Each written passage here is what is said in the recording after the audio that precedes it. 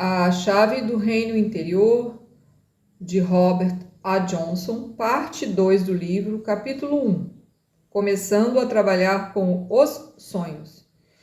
Desde que este livro pretende fornecer uma forma prática e direta de trabalhar com os sonhos, não nos estenderemos muito nas teorias. Entretanto, alguns conceitos e termos usados na análise junguiana são bastante úteis para nos orientar no mundo dos sonhos. Como vez por outra eles serão citados, vamos aproveitar a oportunidade para discuti-los já. Depois, ao entrarmos nas práticas, aprenderemos como usá-los. Um bom ponto de partida é examinar um sonho real, o qual servirá como exemplo para ilustrar algumas ideias básicas. Eis o sonho de uma jovem que leva uma vida profissional bastante ativa. O sonho é curto e simples, aparentemente, mas provocou grande impacto na pessoa que o sonhou. O sonho do renegado. Estou procurando as chaves do meu carro. Suponho que meu marido está com elas. Então lembro-me de que meu irmão levou o carro emprestado e não o devolveu. Vejo ambos e os chamo. Eles parecem não me ouvir. Então, um moço desgrenhado, com a aparência de, entre aspas, um renegado, entra no meu carro e sai com ele. Sinto-me extremamente frustrada, só e desamparada. Para trabalhar com este sonho, a jovem partiu de 2 princípios básicos. Primeiro, a função básica do sonho é expressar o inconsciente. Ela ficou ciente dessa forma que o sonho expressava algo que existia dentro dela, a nível inconsciente. Segundo ela, sabia que as imagens do sonho não deveriam ser consideradas ao pé da letra, mas sim como símbolos de partes dela mesma e da dinâmica de sua vida interior. Ela tanto aplicou a análise dos sonhos como a imaginação ativa aos personagens do sonho. Esta foi a interpretação básica que daí resultou. Por causa das associações espontâneas que mentalmente fez entre o marido e o irmão, a jovem sentiu que ambos representavam a parte de si mesma que precisava ficar tranquila, meditativa e concentrada. Ela se deu conta de que andava tão ocupada com as suas extrovertida vida profissional que não tinha mais tempo para casa, a família, nem para o recolhimento desejado. Ela tinha assumido mais do que podia, dando aulas e enfrentando uma sobrecarga de trabalho. Estava trabalhando demais, irrequieta, incapaz de encontrar tempo para ficar só ou com o marido. Dizia sim a toda solicitação, concordava em participar de todos os projetos. O carro representava para ela esse superenvolvimento. A situação surgia como, entre aspas, um veículo na qual ela entrava e que arrancava com ela dentro. Como o carro, a situação era mecânica, um produto da sociedade coletiva e, de certa forma, fora de seu controle. Parecia que algo a empurrava para o carro, dera a partida e, entre aspas, fugira com ela para um outro projeto, outro compromisso. Ela associou a outra figura masculina, o, entre aspas, renegado, que saiu com o carro, com a parte dela mesma, que sempre quis entrar em grande atividade, que dizia sim a tudo, que gostava de ligar a máquina e lançar-se nas altas rodas. Ela era o protótipo da pessoa rebelde que não podia ficar parada ou quieta. A jovem se sentia dividida entre o lado da vida representado pelo marido e pelo irmão e o lado representado pelo renegado. Como resposta a esse sonho, ela fez mudanças drásticas nos seus planos. Cortou os compromissos fora de casa, dando a si mesma mais tempo para ficar com a família, tranquila, realizando um trabalho interior. Houve uma sensação de alívio imediato, à medida que a sua energia foi sendo direcionada para os outros aspectos que considerava mais importante na sua vida. Esse sonho ilustra vários princípios básicos que nos servirão de auxílio. Primeiro, um ponto importante. Mesmo um sonho curto, aparentemente insignificante, tenta nos dizer algo que precisamos saber. Os sonhos nunca desperdiçam nosso tempo, e mesmo os que classificamos de, entre aspas, tolos, se nos dermos ao trabalho de escutá-los, veremos que trazem mensagens importantes. Quem são esses personagens que povoam o nosso mundo onírico? Que existe na nossa estrutura interior, que é representado por figuras como o marido, o irmão e o renegado. Para jovem, vimos que a imagem do marido significava algo distinto de seu marido real, físico, algo associado ao seu próprio ser interior. Nesse sonho, a imagem representava um princípio de vida agindo dentro dela, um conjunto de valores, no sentido de interior de escolher qual o modo de vida mais verdadeiro para a sua personalidade básica. A multiplicidade das figuras dos sonhos relata a estrutura multidimensional e a pluralidade do self interior. Todos temos muitas personalidades ou pessoas interiores coexistindo em uma só cabeça e um só corpo. Pensamos em nós mesmos como um indivíduo, como um único ponto de vista sobre a vida, mas, na verdade, se prestarmos atenção, temos de admitir que parece existir várias pessoas vivendo em algum lugar nas profundezas do nosso interior, cada uma puxando para uma direção diferente. Os sonhos nos mostram em forma de símbolos todas as personalidades diferentes que interagem em nós e compõem o nosso self total. O sonho do renegado, a jovem conseguiu descobrir aspectos dela mesma representados pelas imagens do marido, do irmão e do renegado. Uma parte dela queria permanecer em casa, cuidando do jardim, meditando e usufruindo da família. Uma outra parte queria realizar um bom trabalho profissional.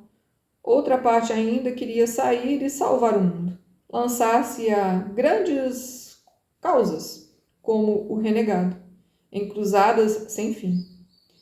A parte renegada da jovem, de fato, parece ser uma manifestação um tanto desordenada do arquétipo do herói, que estava no seu interior. Mostrando isso a ela, o sonho deixou claro que ela precisava encontrar o equilíbrio entre essas ânsias e valores em oposição. Jung notou que cada um dos nossos comportamentos psicológicos é um centro distinto de consciência. Podemos considerá-los como estruturas interiores que formam nossa psique total. Podemos vê-los como sistemas de energia independentes que se combinam em nós, uma vez que são autônomos. Cada um tem sua própria consciência, seus próprios valores, desejos e pontos de vista. Cada um nos leva a uma direção diferente. Cada um tem uma força ou qualidade diferente para contribuir em nossa vida.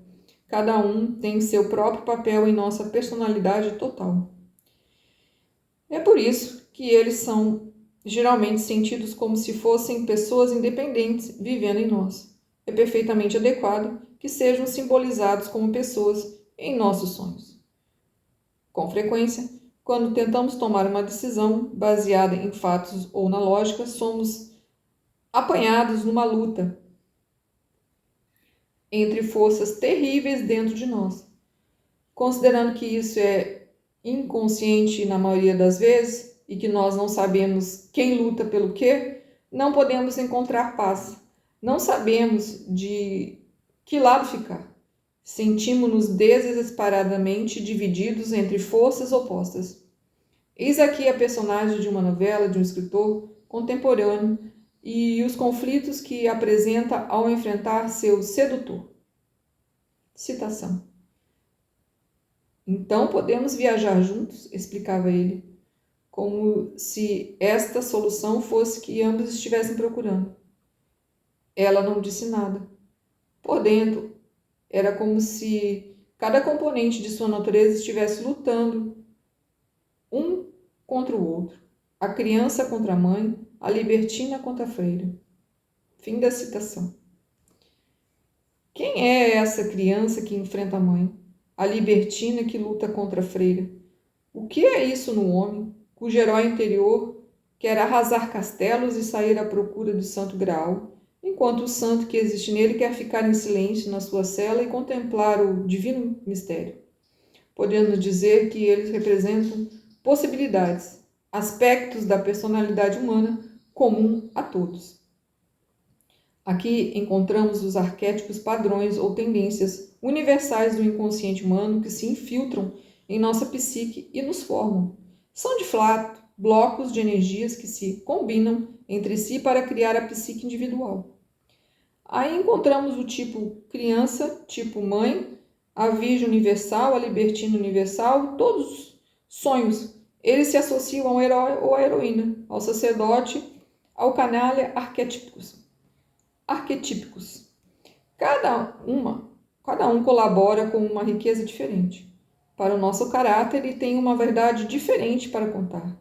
Cada um deles representa a nossa versão individual das forças universais que se combinam para criar a vida humana.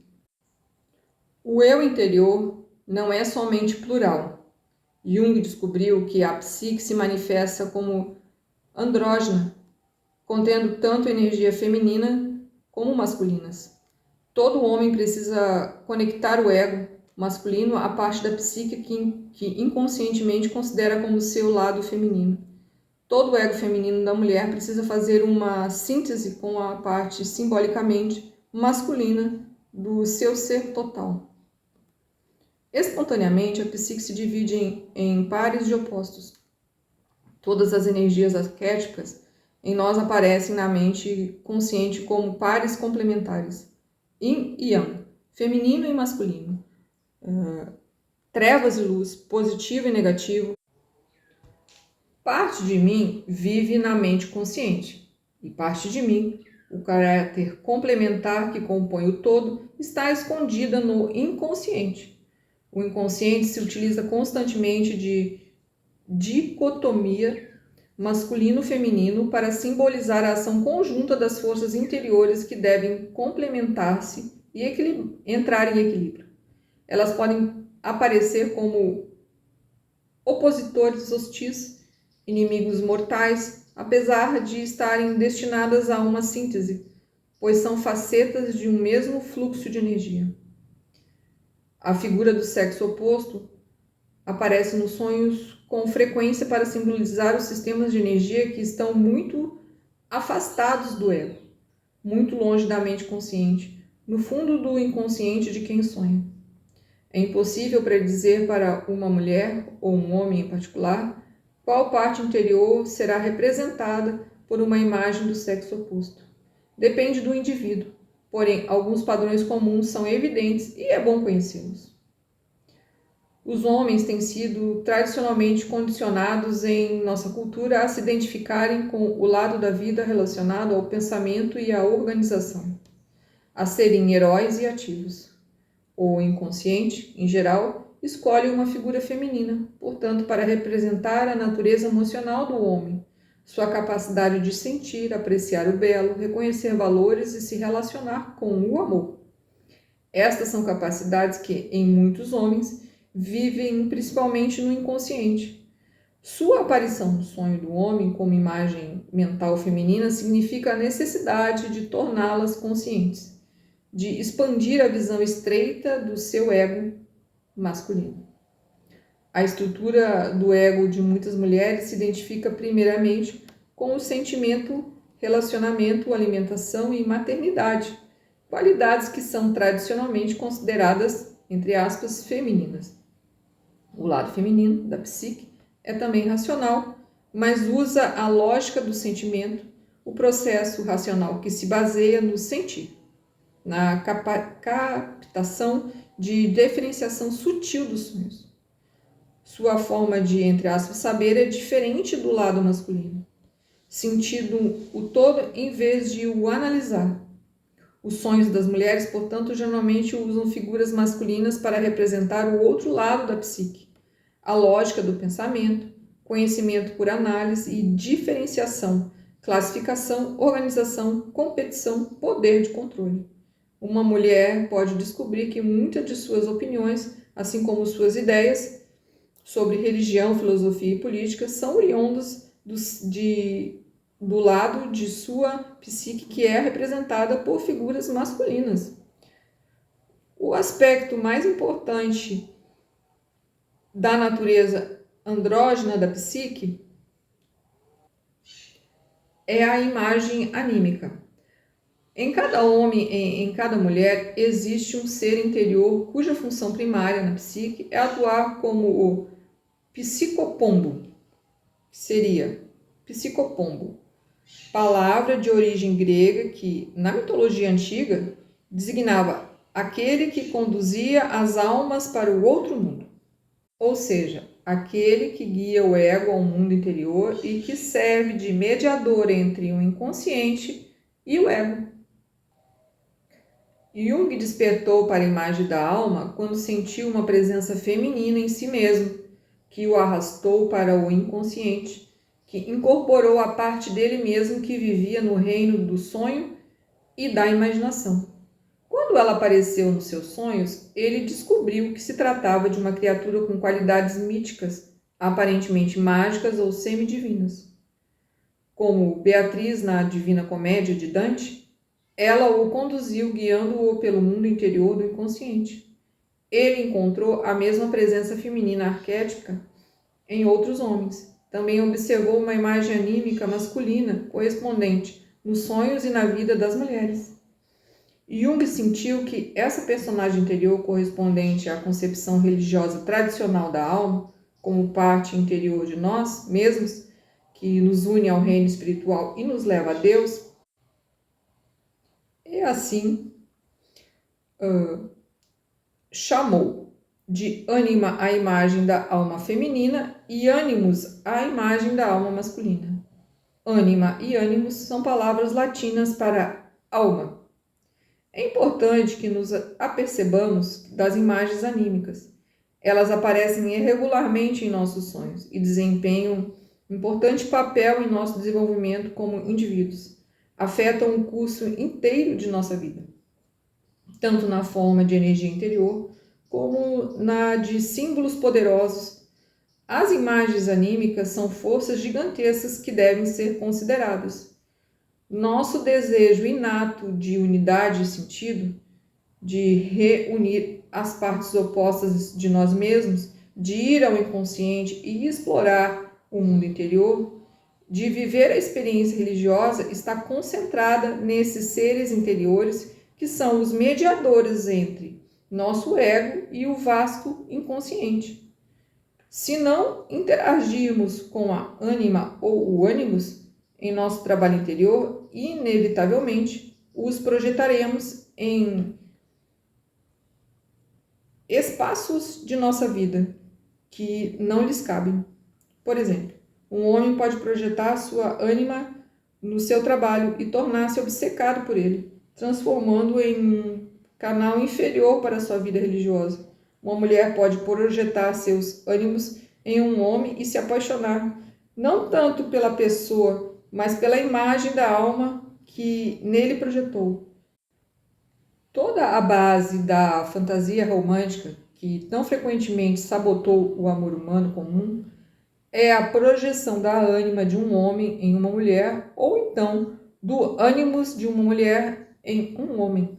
Dessa forma, as pessoas tentam completar a si mesmas através de outras pessoas na qual depositaram uma projeção romântica, vivendo externamente as partes inconscientes e não realizadas de si mesmas.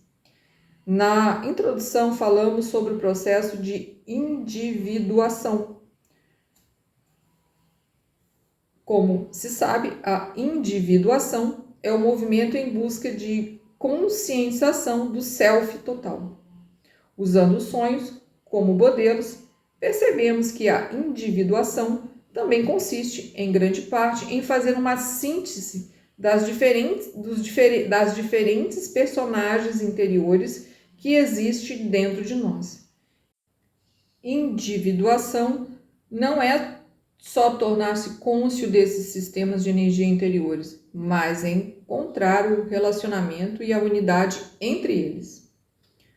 O produto final dessa evolução é algo que podemos sentir, experimentar e descrever intuitivamente, mesmo que ainda não o tenhamos conseguido, o sentido de totalidade, de ser completo. A unidade de nosso ser total e nossa consciência dessa condição de unidade está expressa em um arquétipo. Jung chamou de arquétipo de self. Chamou este arquétipo de self. Este arquétipo é o princípio de integração. É também o tudo, a pessoa inteira. Quando um símbolo do self aparece no sonho, representa não só a totalidade do nosso ser, mas também a capacidade potencial para a mais alta consciência, a percepção da unidade em nós mesmos e no cosmos. Os sonhos constantemente registram o processo de individuação e o movimento do ego em direção ao self. A maioria dos sonhos nos mostra uma situação específica, imediata de nossa vida. Mas, ao mesmo tempo, se juntarmos todos esses sonhos e os analisarmos em conjunto, identificaremos os estágios do caminho na jornada em direção ao self. O self tem símbolos característicos. O círculo, a mandala, ou seja, um círculo dividido em 4 partes. O quadrado e o diamante são todas figuras abstratas que expressam o self arquétipo.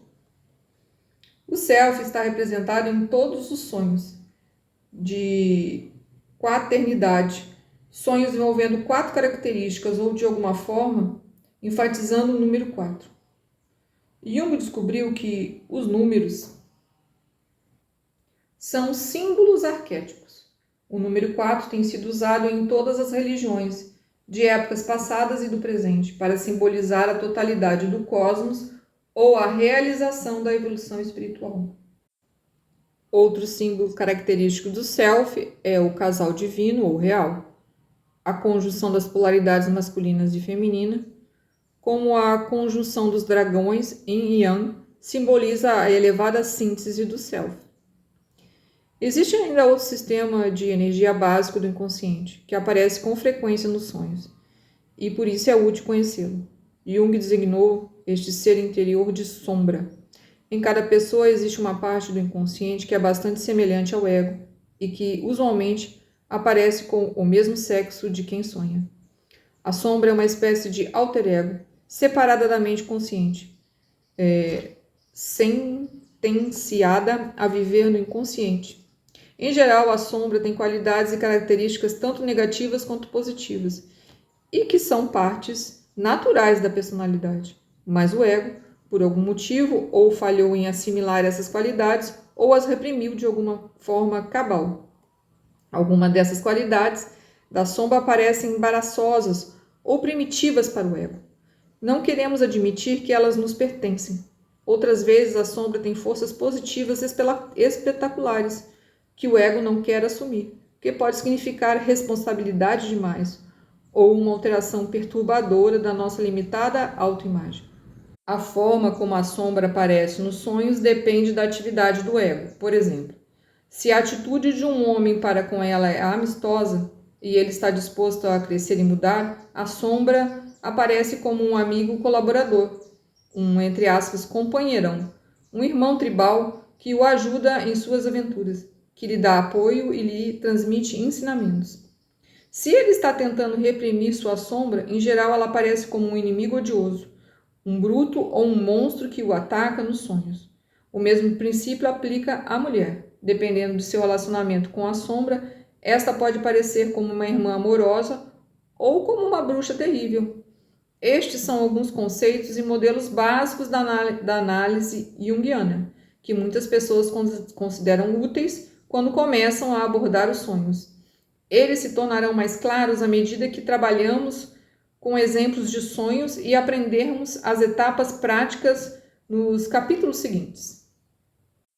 O método das 4 etapas. Antes de iniciarmos a primeira etapa, será útil fazer uma breve exposição das 4 etapas básicas que serão abordadas a seguir. Essas etapas são: 1. Fazer associações. 2. Relacionar as imagens do sonho com a dinâmica interior. 3. Interpretar. 4. Realizar rituais para a concretização do sonho. Na primeira etapa, estabelecemos a base para a interpretação do sonho, encontrando as associações que brotam do inconsciente como respostas às imagens do sonho.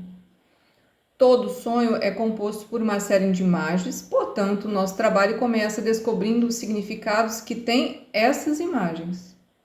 Na segunda etapa, procuramos e encontramos as partes de nosso eu interior que a imagem representa e encontramos também a dinâmica que atua dentro de nós e que está simbolizada pela situação do sonho. Então, na terceira etapa, a interpretação, reunimos as informações que obtivemos nas 2 primeiras etapas e chegamos à visão do significado do sonho quando considerado como um todo. Na quarta etapa, aprendemos a realizar rituais que tornarão o sonho mais consciente, fixando de forma clara seu significado na nossa mente e dando-lhe a solidez de uma experiência física imediata. Quando chegarmos na etapa 4, discutiremos a utilidade que as cerimônias e os rituais podem ter para nós, religando-nos ao inconsciente. Com este plano delineado, começamos agora com a primeira etapa. Primeira etapa: as associações. Para cada símbolo de um sonho, o inconsciente está pronto a fornecer a associação que explica seu significado. O inconsciente tem em si mesmo as referências para cada símbolo que produz. Portanto, a linguagem simbólica do inconsciente pode ser descodificada. Nossa tarefa começa com o despertar para as associações que espontaneamente surgem dentro de nós em resposta aos símbolos. Primeiro, examine cuidadosamente o sonho e anote cada associação que obtiver de cada imagem. Um sonho pode apresentar pessoas, objetos, situações, cores, sons ou palavras, e cada qual, para a nossa finalidade, é uma imagem distinta que precisa ser devidamente considerada. A técnica básica é: anote a primeira imagem que aparece no sonho. Então pergunte-se: que sensação me dá esta imagem? Que palavras ou ideias me vêm à mente quando a vejo? Sua associação é qualquer palavra, ideia, imagem mental, sentimento ou recordação que surgir naturalmente na sua mente quando examinar a imagem do sonho. É literalmente qualquer coisa que espontaneamente você associar com a imagem. Em geral, cada imagem inspira várias associações. Cada um traz à mente uma certa pessoa, uma certa palavra, frase ou recordação. Anote cada associação que vier diretamente da imagem. Então, volte à imagem e verifique quais outras associações podem lhe ocorrer. Mantenha-se analisando a imagem do sonho e anotando cada nova associação. Somente depois de anotar todas as associações que encontrar referência àquela imagem, passe à imagem seguinte e recomece o processo. De início, isso pode transmitir a sensação de um trabalho árduo, mas depois de algumas vezes e de descobrir o surpreendente poder desta técnica para decifrar o significado dos símbolos dos sonhos, percebe-se que o esforço vale a pena. Começamos também a perceber por que os símbolos têm tanto poder sobre as pessoas. Eles nos ligam de forma espontânea àquelas profundezas de nós mesmos que sempre desejamos alcançar. Nesse ponto, não se deve tentar decidir quais associações são as, entre aspas, corretas. Em geral, a primeira que surge, a que parece óbvia, não é a que funciona melhor no processo posterior. O inconsciente não segue os caminhos da lógica do ego. Uma associação que parece boba fora do contexto irracional pode tornar-se a que faz mais sentido à medida que o trabalho caminha.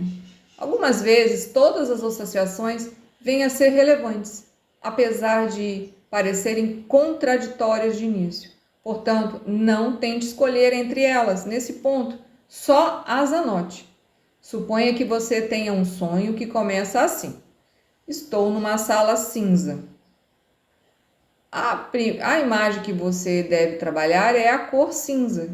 Estas podem ser as associações que lhe ocorrem. Cinza, triste ou deprimido, daí entre aspas, humor cinzento, cara de quarta-feira de cinzas, nuvens cinzentas, ou cinzas, restos, destroços, cor fria, neutra de imparcialidade, análise fria, discernimento em contrastes com envolvimento quente, emocional, que poderia ser associado à cor vermelha.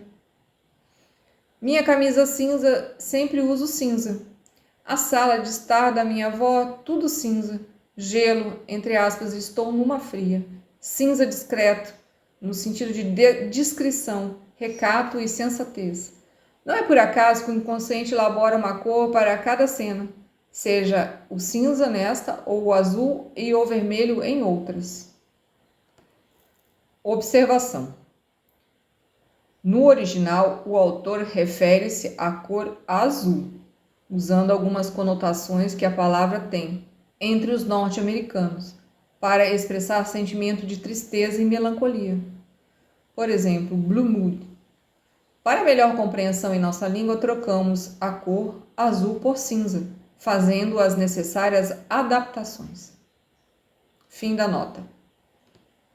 Tal cor é usada porque, particularmente, expressa a dinâmica em uma atividade no inconsciente. O significado que ela tem surgirá em algum ponto, através das associações que o próprio inconsciente produzirá. Dependendo de quem sonha, a cor cinza pode representar um pensamento ordenado e cheio de clareza. Este simbolismo, no entanto, quando analisado na terceira etapa, pode vir a significar que uma pessoa inteiramente dominada por suas emoções precisa ter um pouco mais de calma e discernimento. Para uma outra pessoa, a cor cinza poderia ser uma indicação de que as coisas estão frias demais, abstratas demais, sinal de que está faltando aquela energia humana vital, o sentimento dionisíaco do entusiasmo. Para alguém, a sala cinza poderia representar uma sensação depressiva. O sonho aqui pode estar associado à expressão coloquial, entre aspas, fechou-se o tempo. Nuvens cinzentas pairam sobre minha cabeça. Já para você, sua própria associação poderia surgir da reação que geralmente a cor lhe desperta. Sinto-me tranquilo e em paz quando estou rodeado por cores discretas. Não importa o quanto a associação lhe pareça artificial. Este é o estágio do trabalho no qual somente acumulamos informações vindas do inconsciente. O que fazemos, de fato, é perguntar ao inconsciente: qual é o significado que você associa ao seu próprio símbolo? Reações diferentes podem acontecer para cada pessoa. A finalidade é encontrar suas próprias associações, não as que outra pessoa acha que devem ser, baseado em algum livro ou teoria psicológica. Portanto, não se sinta embaraçado com suas associações, não as censure, não tente torná-las mais elegantes ou apropriadas, simplesmente aceita-as como vierem. Fazendo associações diretas. Sempre que conseguir uma associação, volte à imagem original do sonho. Faça uma nova associação com esta imagem original. Volte sempre à imagem do sonho e recomece. Não faça associações em cadeia. Essas associações em cadeia acontecem quando a conexão é feita com a associação já obtida, em vez de ser com a imagem original do sonho, que é o que também chamamos de associação livre. Realiza-se uma primeira associação, depois outra, baseada nesta primeira e outra a partir da segunda, até se completar a cadeia. Dessa forma, nunca se volta a considerar a imagem original do sonho. Um exemplo de associação em cadeia pode ser cinza, traço triste, traço hospital, traço tia Joana, traço torta de maçã, traço aconchego da cozinha. Pode-se perceber que essa cadeia nos leva mais e mais distantes da imagem original, a cor cinza. No entanto, em que chegamos a hospital ou tia Joana, já perdemos qualquer conexão direta com a cor cinza. A técnica correta pode ser representada como uma roda, com a imagem do sonho no eixo central e as associações como raios que partem do centro. Todas as associações procedem da imagem original. Sempre voltamos ao centro da roda antes da associação seguinte. Uma mulher que conheço faz a análise de seus sonhos dessa forma, diagramando cada imagem como centro de uma roda. Prestando atenção às expressões coloquiais. Muitas das associações que surgem espontaneamente são expressões familiares da linguagem cotidiana. O inconsciente costuma usar símbolos e trazer frases familiares, como nuvem cinzenta sobre minha cabeça. É porque estas expressões coloquiais vêm de tempos passados, quando a nossa linguagem era mais rica em imagens mentais concretas e mais próximas dos arquétipos. Elas surgem da vida cotidiana, terra a terra, assim são uma linguagem excelente para o inconsciente. Um exemplo comum é o tema, entre aspas, voar dos sonhos. Se você sonha que está voando, essa imagem trará à sua mente uma profusão de expressões familiares. Estou voando alto, minha cabeça está nas nuvens, preciso pôr os pés na terra. Estas frases eloquentes expressam uma condição que chamaremos de inflação. O ego é inflado quando somos presos num sistema de poder, quando estamos perdidos em um ideal ou abstrações, às custas da condição humana comum, quando o ego está cheio de si por ter se identificado com um arquétipo, perdendo todo o senso de seus limites. Então começamos a, entre aspas, voar alto. E a cura é voltar os pés à terra. De forma semelhante, quando sonhamos que alguém está soltando fumaça ou esquentando, imediatamente intuímos o que o sonho está tentando dizer. Se encontrarmos um joalheiro em nosso sonho, podemos perguntar em que aspecto o sonho nos diz que somos, entre aspas, uma joia. Por outro lado, se o sonho diz ele é um imbecil, devemos ponderar também como isso se aplica a nós. Como usar a técnica do, entre aspas, estalo? Chegamos à questão de como escolher uma dessas associações. Qual delas nos levará a uma interpretação correta? Jung tem uma resposta que parece enganosamente simples. Ele diz que uma das associações vai, entre aspas, dar um estalo. À medida que as associações foram sendo feitas, uma delas irá gerar muita energia e você perceberá como ela vai encaixar-se com os demais símbolos do sonho. Ou então sentirá que ela o tocou justamente naquele ponto que o machuca e perturba. Possivelmente, esta associação mexe com você e faz ver algo em si, mesmo que nunca havia visto antes. Nesse ponto vem uma convicção que brota bem do fundo de você. Ela se encaixa, dá um estalo. Apesar desse método parecer tão simples, é confiável. Lembre-se de que os sonhos são criados a partir de energia. Uma maneira de encontrar a essência do símbolo do sonho é ir onde a energia está. Ir à associação que traz uma onda de energia. Cada símbolo é calculado para nos despertar, para nos alertar. Ele está organicamente associado a sistemas profundos de energia, nos substratos do inconsciente. Quando se faz uma associação que está muito próxima à fonte da energia, ou seja, a centelha chispa, é como se você tocasse um fio em brasa. Sente-se intuitivamente que a energia por trás do sonho foi alcançada. 2 pontos. A associação, entre aspas, engatou.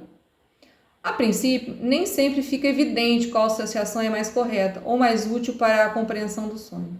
Nesse caso, é melhor deixar um pouco de lado esse símbolo e partir para o seguinte. Não se prenda em um único significado para o símbolo. Mantenha a mente aberta até que você comece a alinhavar o sonho todo. Deixe que a compreensão dos símbolos cresça naturalmente, sem forçar, sem precipitar conclusões. Ilustração do trabalho com os sonhos, o monastério. Como exemplo da realização de associações, examinemos o seguinte sonho, juntamente com algumas das associações que a pessoa que sonhou fez em seu caderno de notas enquanto trabalhava.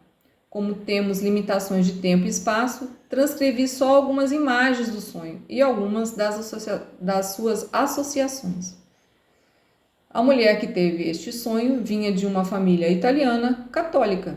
À medida que se tornou adulta, rebelou-se contra sua origem latina e contra a religião de sua infância. Envolveu-se com a filosofia e a meditação zen budista.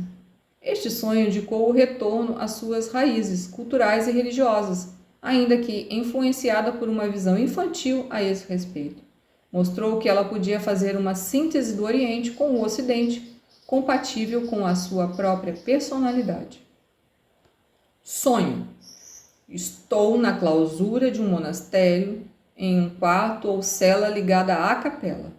Estou separada das pessoas e do resto da capela por uma grade. A missa começa. Participo sozinha em minha cela. Sento-me com as pernas cruzadas, no estilo zazen, mas segurando o meu rosário. Escuto o murmúrio da ladainha através da grade. As vozes são tranquilas. Fecho os olhos e também recebo a comunhão, apesar de ninguém ou nenhuma coisa física estar na minha cela. A missa termina, percebo que há flores desabrochando ao lado da minha câmera. Sinto uma profunda serenidade. Primeira etapa, 2 pontos. Minha associações. Monastério. Vida religiosa formal, minha religião na infância, comunidade, contemplação, sacrifício, claustros medievais da Itália e da Espanha, separação do mundo, monastério zen ao qual por pouco não me juntei. Quarto / cela, recipiente, útero, componente básico das formas vitais, proteção, separação do coletivo, individuação, o caminho que se tem de trilhar sozinho, fora de qualquer identidade ou confortos coletivos. Missa. Em masse, igual a forma coletiva de experiência religiosa, adoração de grupo através do sacerdote como mediador, forma religiosa do meu coletivo particular, forma que abandonei na minha individuação, uma etapa removida. Necessidade de participar da experiência religiosa, ainda que não identificada com a forma externa coletiva da experiência interior. Comunhão. Última ceia, sacrifício de Cristo, sacramento, aquele cântico de comunhão que sempre detestei, fraqueza durante 3 horas de jejum, união mística, tornar-se um com, ou seja, comunhão transubstanciação, ou seja, transformação, algo que vem em forma não física, deve ser vivenciado no plano interiormente, ao invés de coletivamente. Zazen, praticar serenidade, familiaridade que senti com essa prática desde o início, como voltar para casa, prática sem dogma, experiência mais do que doutrina, estranha à minha educação, pesar quando percebi que também não podia, pertencer ao zen coletivo, monastério zen ao qual tive de dizer não, grade, separação parcial, interação com o mundo coletivo, porém interação diferenciada, identidade separada, consciência isolada. Este exemplo dá uma amostra da riqueza do material que fluirá naturalmente no inconsciente, sempre que nos concentrarmos na imagem do sonho e procurarmos qualquer associação que vier à mente. temos todo esse material, apesar de não termos ainda examinado todas as imagens. Se analisarmos cuidadosamente as associações dessa mulher, podemos verificar as relações básicas que se formaram entre as imagens e as várias associações que juntas parecem fazer sentido. Veremos como essas associações finalmente a guiaram para a interpretação. Este sonho advertia a pessoa sobre seu direito e necessidade de ser um indivíduo. O sonho enfatizava sua distância de sua natureza religiosa. Ela tinha de participar do ministério, embora não se identificasse com nenhuma religião particular, coletiva. No sonho, ela participava, mas não permanecia separada do grupo e da versão grupal da experiência religiosa. Não porque ela fosse elitista, mas por causa da sua natureza e maneira de ser.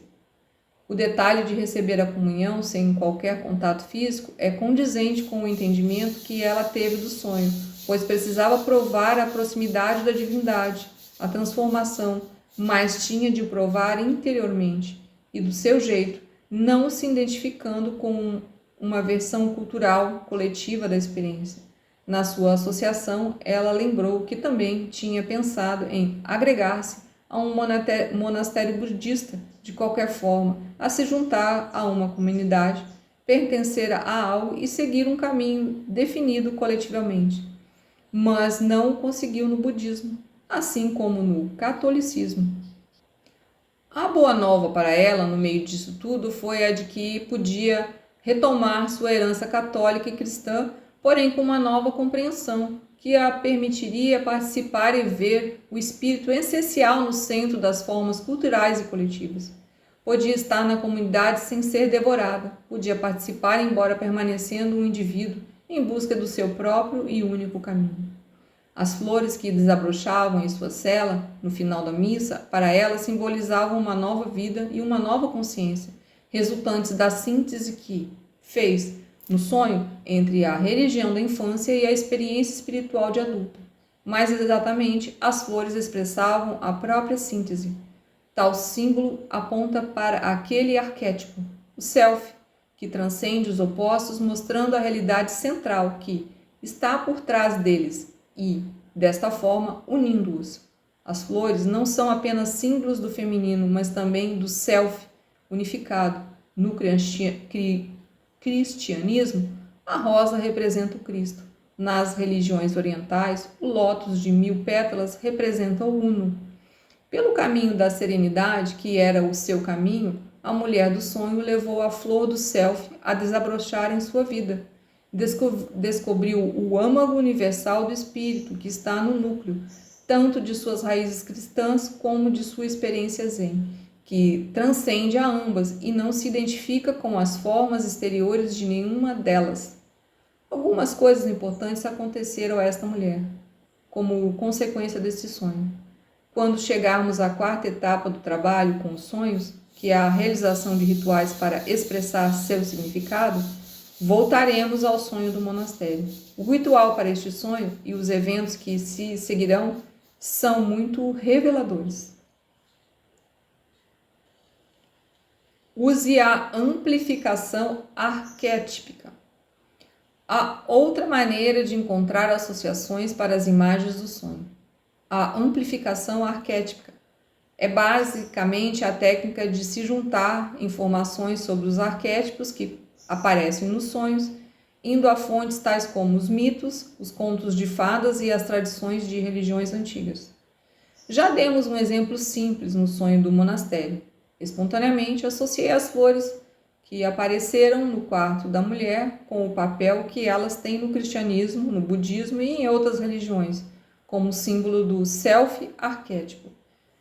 Isso, por sua vez, nos leva a outras informações que já conhecemos sobre o self, que ele é a função transcendental que combina os opostos, que canaliza os nossos fragmentos para uma unidade.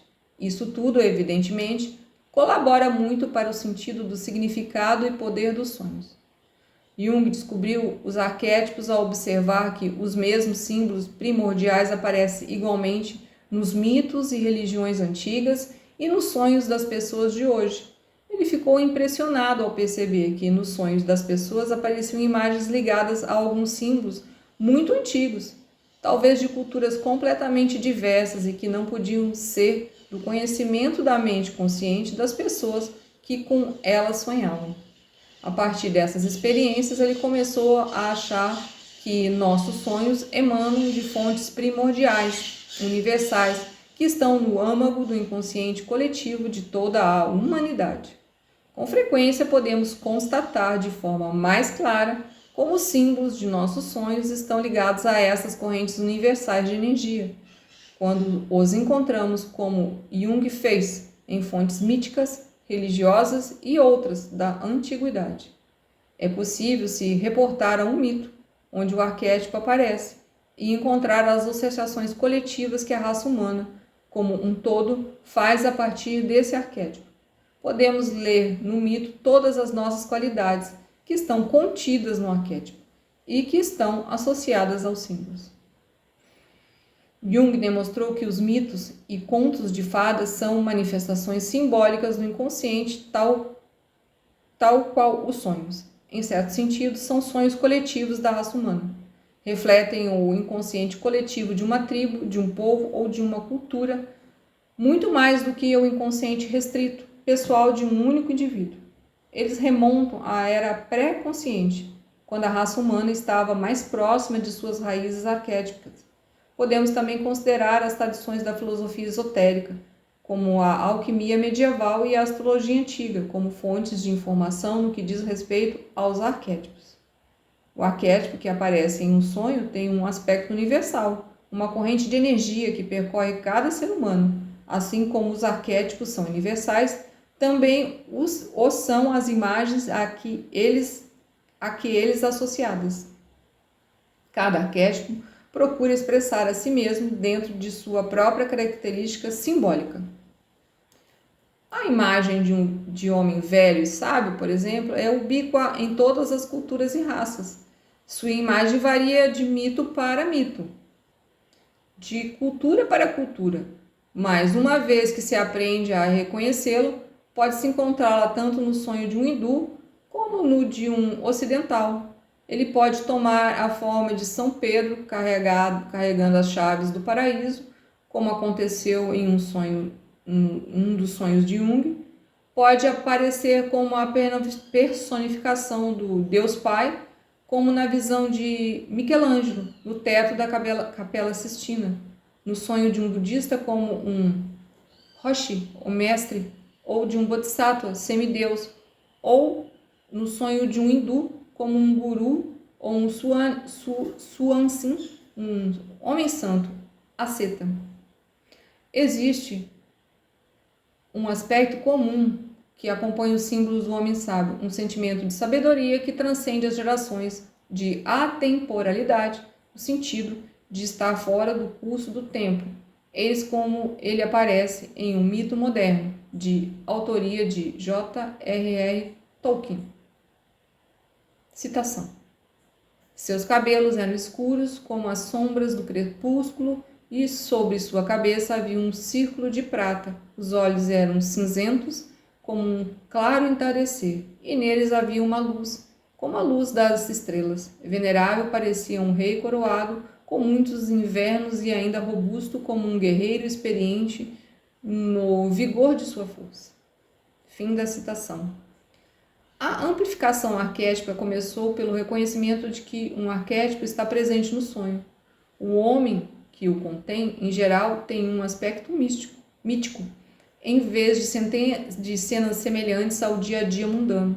O sonho leva você a um local que parece antigo, de um outro tempo, ou de um conto de fadas. Você se vê em um lugar legendário, como Bagdá, na época dos gênios, dos tapetes mágicos e dos magos. Outro sinal é que as coisas são maiores ou menores que na vida real. Os arquétipos podem também se apresentarem como animais sobrenaturais, leões falantes, grifos, dragões e cavalos voadores. As figuras arquétipas, em geral, têm uma aura de realeza ou divindade. Os gregos antigos personificavam os arquétipos como deuses que criaram um mundo modelando o perfil do destino, ou como heróis e heroínas que eram capturados pelas forças desencadeadas pelos deuses. A característica da grande mãe na natureza humana aparece como Afrodite, a deusa do amor sensual, Hera, deusa do lar, Deméter, deusa da agricultura. Voltando ao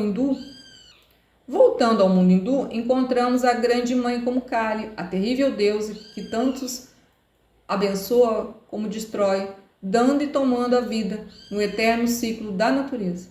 Essas manifestações dos grandes arquétipos povoam os sonhos dos mortais comuns. Cada um de nós é um canal através do qual essas forças arquétipas precisam encontrar passagem para a existência concreta.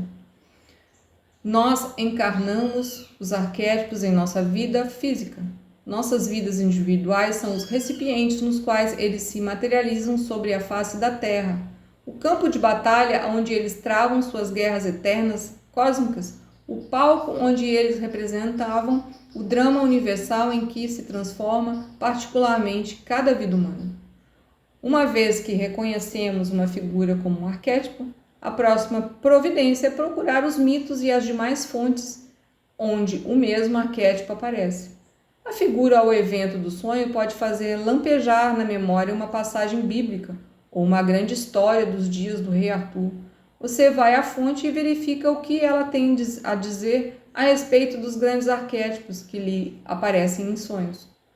Quais são as suas características? Que papel desempenham na vida humana? Se, por exemplo, for a grande mãe, vá até os mitos dos deuses gregos que a personificam, as manifestações de Kali, as várias epifânias da Virgem Santa.